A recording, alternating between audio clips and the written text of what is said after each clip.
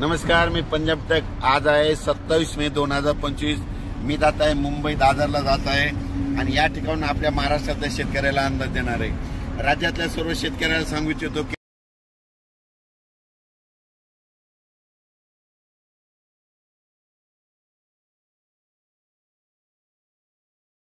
आणखी 27, 28, 29, 30 तारखेपर्यंत राज्यात भाग बदलत जोराचा पाऊस पडणार आहे, मुसळधार पडणार आहे म्हणून हा अंदाज लक्षात घेतला।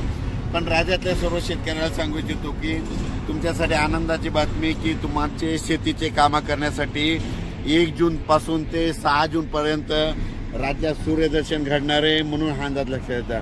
राज्यातल्या सर्व शेतकऱ्याला सांगू इच्छितो की तुम्ही काय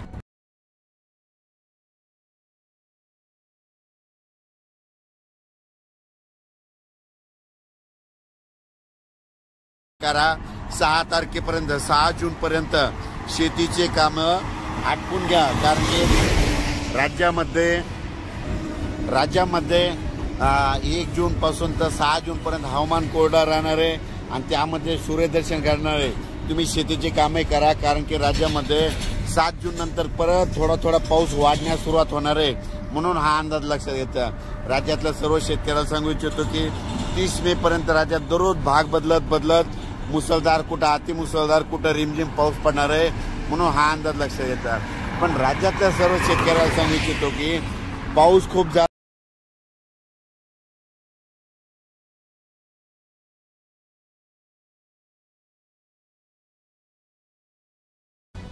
जमिनीमध्ये ओल भरपूर आहे, पण पेरणीसाठी आपल्या शेतात दुरुस्त नसल्यामुळं सर्व शेतकऱ्याला एक आनंदाची बातमी की म्हणजे तुमच्यासाठी वरून राज्या 5 ते 6 दिवस म्हणजे 1 जून पासून तर 6 जून पर्यंत रजेवर जाणार आहे। म्हणजे तुम्हाला शेती कामं करण्यासाठी वेळ देणार आहे। तुम्ही त्या 6 जून पर्यंत शेतीचे कामे करून घ्या, कारण की राज्यात 7 जून नंतर दररोज पाऊस वाढण्यास सुरुवात होणार आहे। म्हणजे 7 जून नंतर 7ला थोडा वाढणार आहे, 8ला परत वाढत जाणार आहे, 9ला परत वाढत जाणार आहे।